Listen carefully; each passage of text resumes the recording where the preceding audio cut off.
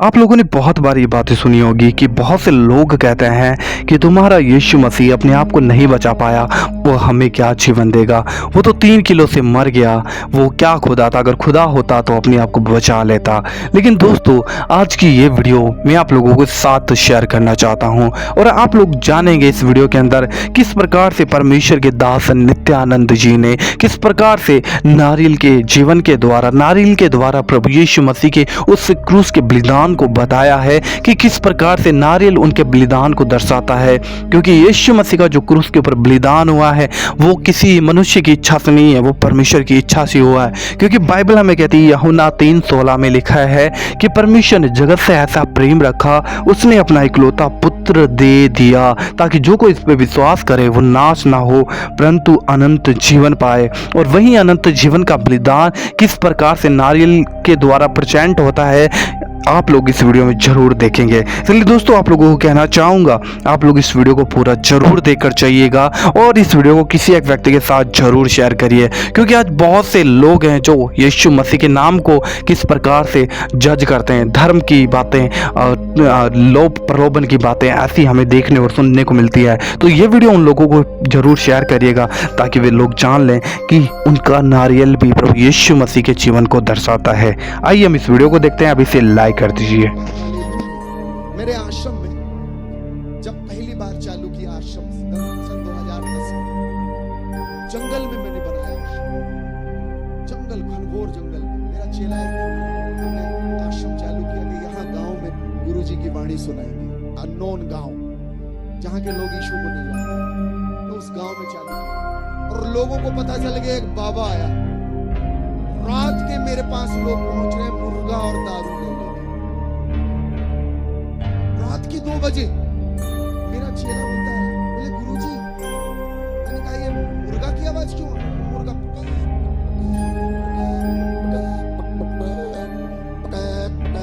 यार ये मुर्गा किसे बोल रहा है? बोले गुरुजी वो 2-4 लोग आए हैं। मैंने कहा क्यों आए? मुर्गा और दारू, काले रंग का मुर्गा, कड़कनाथ, एक बोतल। मैंने कहा भागो इनको, दूसरे दिन और लोग आ गए और रोज मेरे पास 25-50 लोग लाइन लगा के खड़े रात के 2 बजे। मुझे लगा कुछ गड़बड़ है। मैंने सबको बैठाया, मैंने कहा ये तुम लोग क्यों लेके आते हो? बोले गुरुजी यही तो लगता है। मैंने कहा कहाँ लगता है? हेलो, मेरी इस रिकॉर्डिंग को कर लीजिएगा, मैं उसका प्रमाण के साथ कह रहा हूँ। बोले यही लगता है। मैंने कहा हुआ क्या? बोले हमारी बेटी बीमार है, हमारे यहाँ चोरी हो गई है, फलानी समस्या आ गई है, यही तो चढ़ता है बाबा जी, मुर्गा ले लो, दारू ले लो। मैं समझ गया कि कहीं कोई लेता है, कहीं पर ये बिजनेस चल रहा है। मैंने अपने गुरु से कहा, गुरुदेव क्या रास्ता निकाला जाए? अब फिर मेरे पास लोग आए दूसरे दिन। मैंने कहा तुम इसको छोड़ आओ और अपने साथ पेन और कॉपी लेके आओ, वो चढ़ाना। तो अब सब लोग बंद कर दिए लाना और सब पेन कागज। मैंने कहा अर्जी चढ़ाओ, अपनी अपनी प्रार्थना चढ़ाओ। और सबने प्रार्थना चढ़ानी चालू की। और मैं आज आपको बता दूं, इस मंच से हजारों लोगों ने मेरे पास प्रार्थना चढ़वाई। मैंने एक छोटा सा स्थान बना दिया यीशु जी का, प्रार्थना भवन। जितनी प्रार्थना चढ़ाई गई सारी की सारी कबूल हुई और उस गांव में मुर्गा और दारू चढ़ना बंद हो गया। मेरे पास लोग आए लड़ने के लिए। मैंने कहा क्या बात है? बोले आप हमारा बिजनेस बंद करा दिए हो।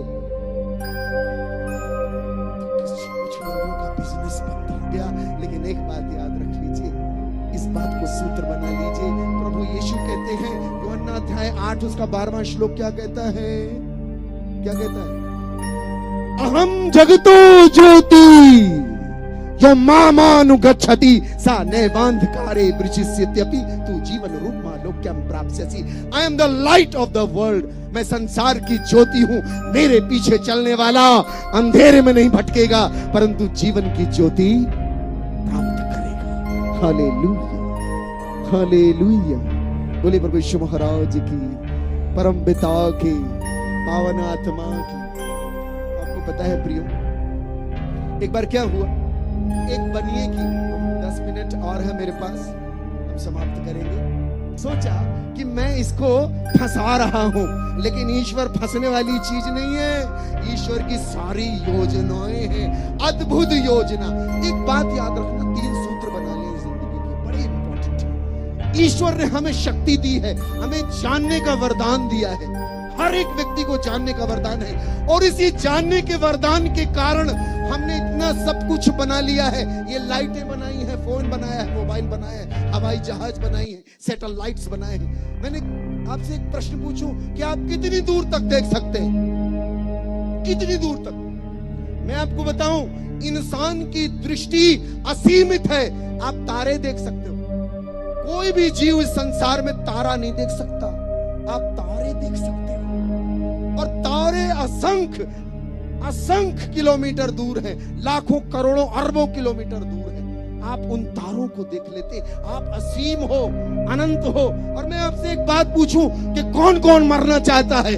आप में से कोई व्यक्ति नहीं बोलेगा कि मैं मरना चाहता हूं। कोई है यहाँ पे जिसको मरने की इच्छा हो? ना। इसीलिए आपके अंदर मरने की इच्छा नहीं है, क्योंकि आप अनंत जीवन के लिए सृजे गए हो। आपके अंदर ये अनंत तक जीने की इच्छा इसीलिए है क्योंकि आप मरने के लिए बनाए नहीं गए थे। आपके अंदर इटर्निटी विराजमान है। Hallelujah, hallelujah.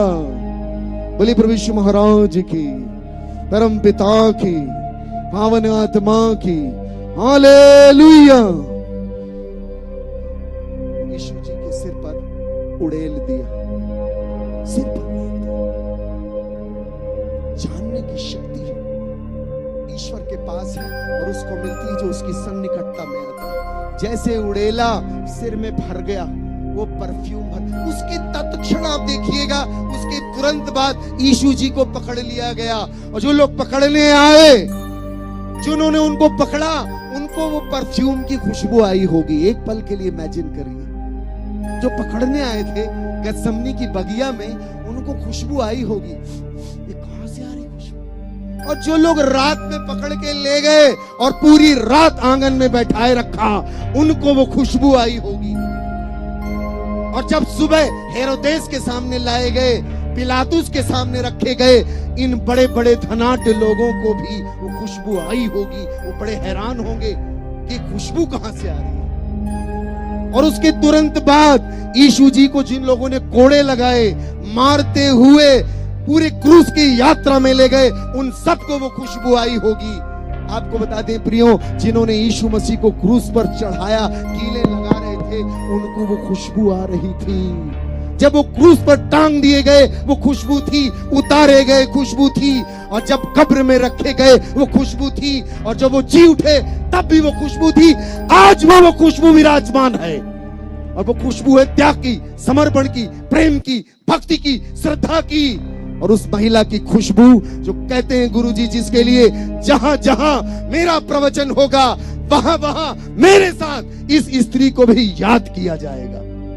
ये समर्पण है, त्याग, भक्ति। हालेलुया। बोले प्रभु यीशु महाराज की, परम पिता की। नारियल देंगे मुझे। Thank you so much. नारियल देख रहे हैं? हेलो मिराज, मिराज, मिराज, मिराज बोल रहा है आज। मिराज बोल रहा है आज। ऐसे ही बोलते रहना। ये क्या है? नारियल है ना। आपको पता है ये नारियल, इसी नारियल का तेल निकलता है, और आप हमारे पास लेके आते हैं, गुरुजी प्रार्थना कर दो, प्रार्थना का तेल बना दो। इसी से तेल निकलता है। आपको पता है इसको इडली की चटनी बनती है, इससे इडली बनाते हो ना, इसी की चटनी बनती है, अच्छी लगती है चटनी। और इसी नारियल को डॉक्टर बोलता है कि इसका पानी पीना है। इसका पानी पीने में मैग्नीशियम होता है, जिसको डेंगू हो जाता है डॉक्टर सलाह देता है इसका पानी पियो। हमारे यहाँ इसको बड़ा अच्छा मानते हैं, इसको मंदिरों में ले जाते हैं, इसको मंदिर में चढ़ाते हैं। आज आप इसकी एक नई चमत्कारी चीज देखेंगे। Hallelujah, hallelujah. आपको पता है प्रियो, इसको मंदिर में ले जाते हैं क्यों? इसका नाम है श्रीफलम। श्रीफल, धन का फल, हमारे पास कई बाबाओं के पास महिलाएं जाती हैं, बोले लड़का चाहिए है गोरा, तो बोलते हैं नारियल खा तेरा गोरा लड़का पैदा हो। मुझे नहीं मालूम, लेकिन ये नारियल अद्भुत फल है, सबसे ज्यादा ऊंचाई में पाया जाने वाला फल है। और इतनी ऊंचाइयों में धरती से ऊपर ऊंचा जाता है और वहां इसके अंदर पानी पैदा हो जाता है। यह भी एक चमत्कार है, इसीलिए इसको अलौकिक फल कहा गया। फल है, फ्रूट है, फलों में इसकी गिनती है। हमारे यहाँ मंदिर में इसको ले जाते हैं और तोड़ते हैं, और जब इसको तोड़ते हैं तो ये बलिदान का प्रतीक कहलाता है। आदि काल में बलियां चढ़ती थी। भारत देश में जब गौतम बुद्ध आए तो अहिंसा परमो धर्म का नारा दिया, हिंसा नहीं करनी, तो नारियल स्वरूप चढ़ाने लग गए, श्रीफल का बलिदान हो। लेकिन ये साधारण बात नहीं है, इसके अंदर एक अनुपम, अनूठी और विराट गाथा छुपी हुई है, जो आज मैं आप पर प्रकट करूंगा। पूरे विश्व के लिए, पूरे संसार के लिए, पूरी कायनात के लिए इस नारियल के अंदर एक अद्भुत रहस्यमयी घटना छुपी हुई है, जिसे इंसान नहीं जानता। Hallelujah, hallelujah, hallelujah. आपको पता है कठोपनिषद में एक सुंदर आयत है, न तत्र सूर्यो भाति न चंद्र तारकम नेमा विद्युतो कुतो अयमग्नि, नेमा विद्युतो कुतो भांति कुतो अयमग्नि तमेव भांति सर्वमिदं विभाति। वहां न सूरज की रोशनी चमकती है, न चांद न तारे, उसी की ही रोशनी से सब कुछ नूरवान होता है और गतिवान होता है, उसी के नूर से सब कुछ आभाषित होता है। और यही बात प्रकाशित वाक्य में लिखी है। प्रकाशित वाक्य में कहता है, अध्याय 21 उसके 22वें श्लोक में, कि वहां न सूरज है, न चांद है, न तारा है, वहां पर उसी के प्रकाश से सारा कुछ प्रकाशवान होता है, और वहां का दीपक यीशु मसीह है, मेमना है। हालेलुया। पहली बार जब यूहन्ना बपतिस्मा दाता महर्षि यूहन्ना ने जब यीशु मसीह का दर्शन किया, अपनी दिव्य दृष्टि से दर्शन किया, तो अपने चेलों से कहते हैं, पश्यामीश्वर समेश शावकः जो जगतो पाप भारम हरति। देखो परमेश्वर का मेमना जो संसार के पाप भर लेता है। ये बात सुन के यूहन्ना के चेले यीशु के पीछे हो लिए, और यीशु ने पलट कर देखा और कहा कि मनी वस्य था, क्या खोजते हो, क्या ढूंढते हो। और यही बात उन्होंने सारी मानव जाति के लिए कही है कि हे मनुष्य, क्या खोज रहा है, कहां ढूंढ रहा है, देख मैं तेरे पास में हूं। हालेलुया। सरहद होगी लाए जोर से यीशु जी का जयकारा बोलिए, प्रभु यीशु महाराज की। आप देख रहे हैं आपके सामने नारियल। हेलो, या तो ईश्वरो जगती तम प्रेम चिकार, या नीज मेक जातम पुत्रम ददो। परमेश्वर ने संसार से,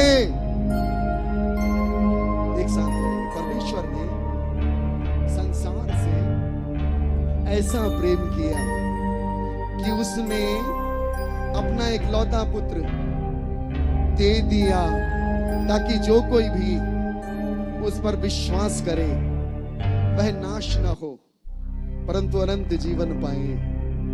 हालेलुया, हालेलुया। आपको पता है यीशु जी के शरीर में 5 घाव लगे।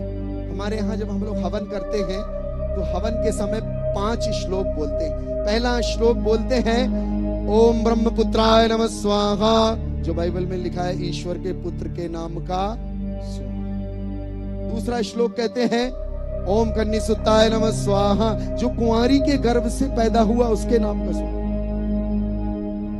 ओम वृक्षाशूलारुंधाय नमः स्वाहा, जो लकड़ी पे टांग दिया गया उसके नाम का स्वाहा। ओम पंचाकाय नमः स्वाहा, जो 5 घाव अपने ऊपर ले लिए उनके नाम का स्वाहा। और आखिरी श्लोक कहता है हमारे यहाँ पर वैदिक मंत्रों में, ओम मृत्युंजयाय नमः स्वाहा, ओम मृत्युंजय, मर के जो जी उठा उसके नाम। ये किसके लिए है? ये रहस्य, ये सारी बातें प्रकट की गई हैं। प्रभु ने कहा, तुम्हारे ग्रंथ ही मेरी साक्षी करते हैं, लेकिन तुम विश्वास नहीं करते, मेरी प्रतीति नहीं करते।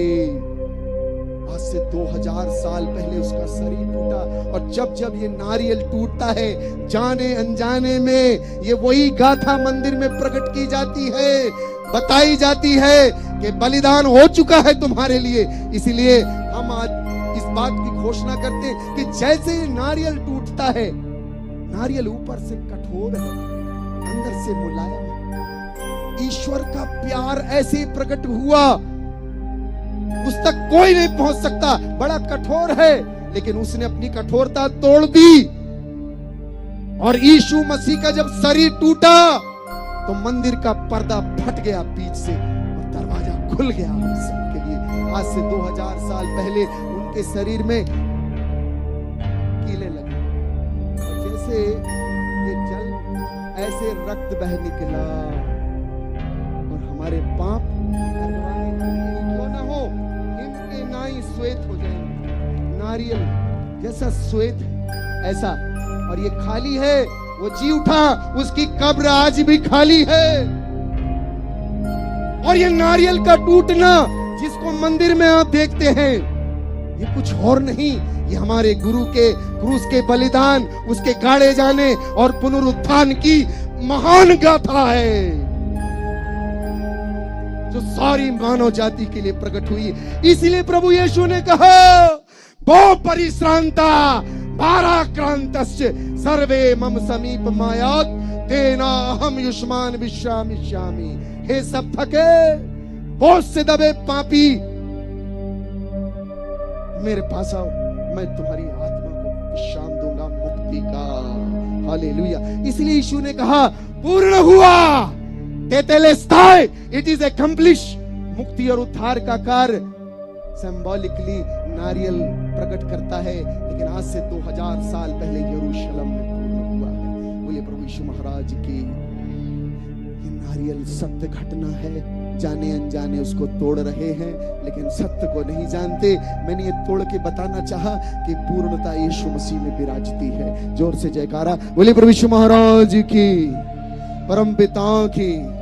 दोस्तों, हमें पूरी आशा है कि आप लोगों ने इस वीडियो को देखा और देख लिया होगा किस प्रकार से प्रभु यीशु मसीह का प्रेम और परमेश्वर का बलिदान इस नारियल के द्वारा दर्शाया जा रहा है कि प्रभु यीशु मसीह ने किस प्रकार से मनुष्य जाति के उद्धार के लिए अपने आप को उस नारियल के समान क्रूस के ऊपर बलिदान कर दिया। और आज जो कोई सच्चे मन से प्रभु यीशु मसीह पर विश्वास करता है, यीशु मसीह उसके पापों को उस नारियल के समान उजला कर देते हैं, क्षमा करते हैं। जरूर आप इस वीडियो को किसी व्यक्ति के साथ शेयर करिए। प्रभु आप सभी को बहुत आशीष दे। जय मसीह की। God bless you.